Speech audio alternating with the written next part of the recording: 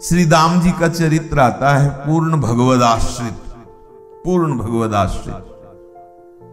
पत्नी ने कहा कि जब तक ब्याह नहीं हुआ तो खूब ठाकुर आराधना में मगन, और जब ब्याह हुआ तो पत्नी ने कहा कि अब अर्थ चाहिए, उसके लिए तो आपको कुछ करना होगा। तो समझा भगवद आदेश, चल पड़े।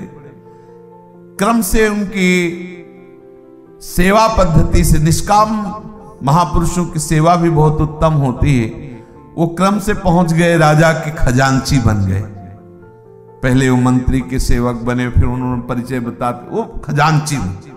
और वो भगवद आश्रित, अगर उनके सामने कोई आके कोई दुख की बात करता तो बिना राजा से पूछे वो खजाने से पैसा दे देते। बेटी का ब्याह, कोई किसी भी तरह की समस्या, अब एक को पता चल जाए ना तो फिर दूसरे को भी सलाह देता, कहना नहीं किसी से, बहुत दयालु, एक बार कह के तो देखो आप, और देखो। अब वो दूसरे को जब मिला तो वो तीसरे से कहता, कहना नहीं किसी से आप। अब वहां तो आधा खजाना राजा का बट गया।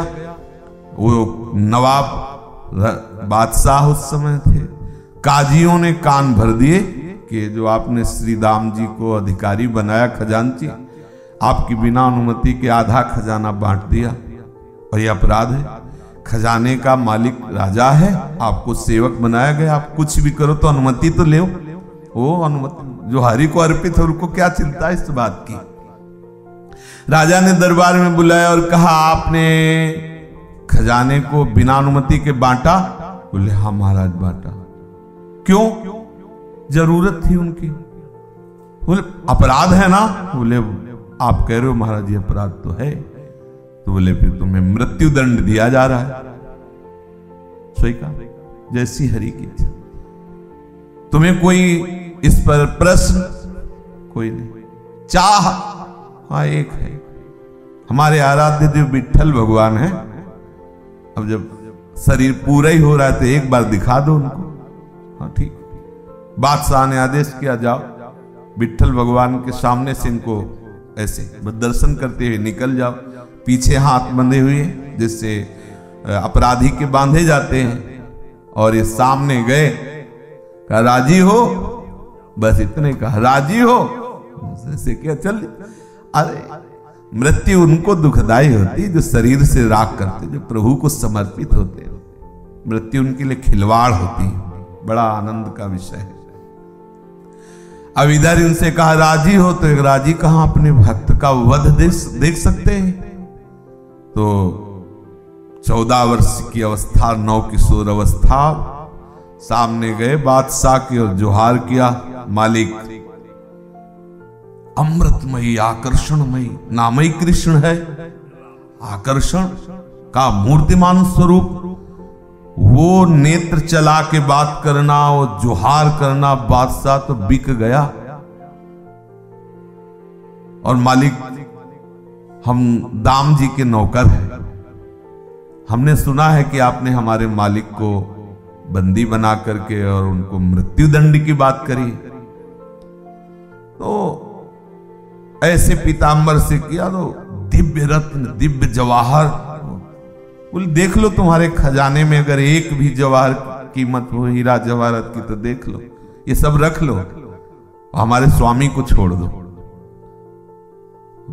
बावड़ा था कि श्रीदाम तो हमारे यहां सेवक थे, उनके ऐसे सेवक है। क्या नाम तुम्हारा? तो बोले बिट्ठू नाम है हमारा। बिट्ठू, बिट्ठला बिट्ठला बिट्ठल, तो बिट्ठू नाम है हमारा। और सुनो, ये बाद में उठवाना, पहले हुक्म करो तो तत्काल श्रीदाम को बंधन मुक्त किया जाए। जी, तत्काल आदेश हो गया। तीव्र शीघ्रगामी घोड़ों से दौड़ करके उनको जाके, और वो जिधर आदेश कर रहे थे कि आप श्रीदाम को मुक्त कीजिए, इतने में ठाकुर जी अंतर्ध्यान हो गए। अब वो तो सब भूल गए, वो बिट्ठू कैसे देखें। वो बस उनकी वो मृदुल वाणी, उनकी वो नेत्रों की नर्तन वृत्ति, हृदय, जैसे ही श्री दाम जी को सामने पेश किया गया, प्रणाम कर की मुद्रा में, और बोले एक बार मुझे जीवन दान दो। श्री दाम जी ने कहा कि जीवन दान तो आपने दिया। बोले अब उस धर्म बात मत करो, मैं जी नहीं सकता, एक बार दिखा दो अपने उस नौकर को। बोले प्रभु हम तो आपके नौकर हैं, हमारा नौकर कौन? बोले नहीं, वो अपना बिट्ठू नाम बता रहा था। जी तो बस वो तो डूब गए, आंसुओं की धार चलने लगी। उनका ऐसा बोला? बोले हाँ, बोल के गए कि हमारा नाम बिट्ठू है और हम श्री राम के नौकर हैं।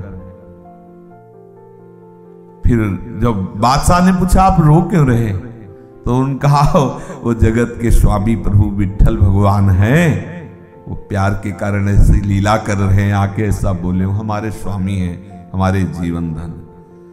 बादशाह ने कहा आज से आप हमारी सेवा से, हम सदैव आपकी दर्शन करने आया करेंगे, आपकी सेवा में है। आश्रय, क्या परवाह, ये जीवन प्रभु आपको दिया, जैसा चाहो वैसा व्यवहार करो, जैसे चाहो वैसे, आप हमारे सर्वस्व हो, आपका जैसा मन हो। ये बहुत आनंद का विषय। आप ये कहानी मत मानना, ये कहानियां सुना रहे, कहानियां नहीं। हम सब उसी पंक्ति में हैं, हमारे विश्वास में कमी है, हमारे आश्रय में कमी, वो भी वो पूर्ण कर देंगे, वही पूर्ण करेंगे, चिंता मत करो।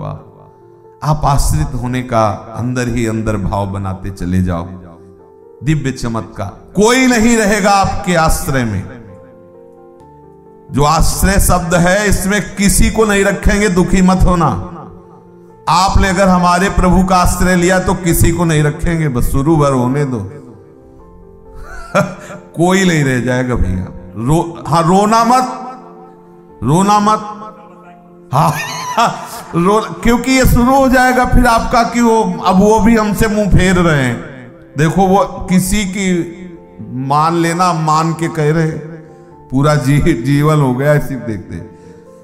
जहां कहीं लगा है कि चलो कोई, तो दूसरे ही दिन रंग बदल गया उसका, दूसरे दिन ही रंग बदल गया।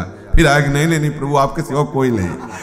राधा बाबा कहते हैं कि इनका जलनुआ स्वभाव है, ये दूसरिया नहीं रखते। मतलब प्रेम का शब्द है, बकाया इसमें बड़ा गूढ़ भाव है, ये बड़े कृपालु हैं।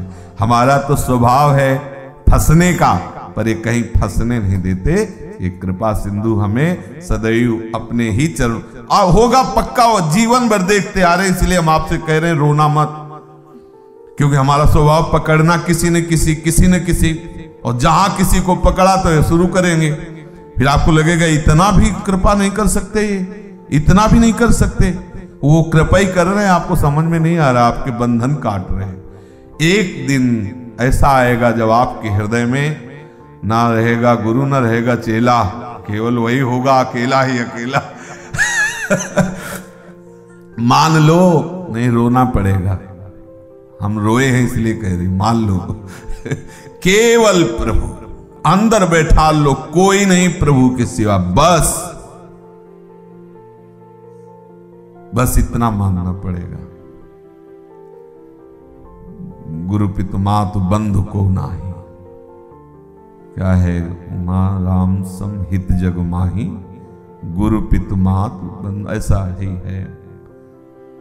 मात, ये सब उन्हीं के पर्यायवाची शब्द है, वही बस उन्हीं का आश्रय, दृढ़ता। बहुत चमत्कार है आश्रय में, मान लीजिए स्वयं प्रभु की वाणी। और कह रहे अथ चेत तुम अहंकारान श्रोष्यसि विनश्यसि, यदि अहंकार वश मेरी बात नहीं सुनी तो तेरा विनाश हो जाएगा।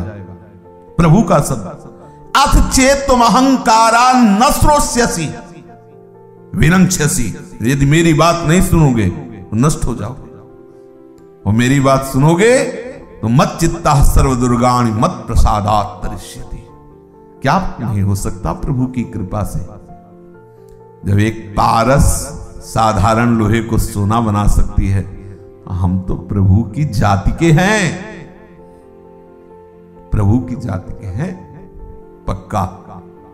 हे प्रभु की जाति के, अच्युत गोत्रीय है, हरिवंश गोत्रीय है, हरिवंश हरि के वंश के हैं। और कोई ये प्रकृति के आकर्षण में आकर आप अपने को भूल गए, अपने को और कुछ मान बैठे, इसलिए आपके ऊपर नियम लागू हो रहा है कि नहा धो के तैयार हो जाओ, नहीं तो आप हरि के हो और ऐसे पवित्र हो कि आप कभी अपवित्र नहीं हो सकते हो। चेतन अमल सहज सुख राशि, अमल, आप अमल स्वरूप हो, आप परम पवित्र हो। लौटिए अपने प्रीतम की तरफ लौटिए।